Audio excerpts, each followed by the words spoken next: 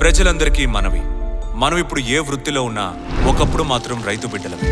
ఆ రైతు బిడ్డలుగా ఆలోచిద్దాం. ఒక్కడి అహానికి వేల మంది రైతులు మోసపోయి ఉద్యమిస్తుంటే వెళ్లాలని ఉన్నా ఒక్కడుగు ముందుకు వేయలేకపోయాం.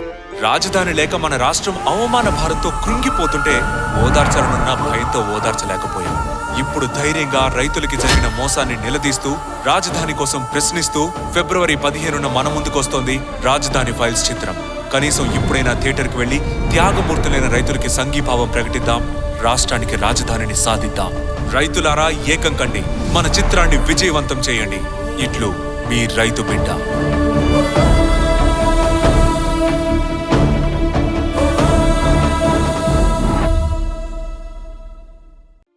ప్రజలందరికీ మనం ఇప్పుడు ఏ వృత్తిలో ఉన్నా ఒకప్పుడు మాత్రం రైతు బిడ్డలమే.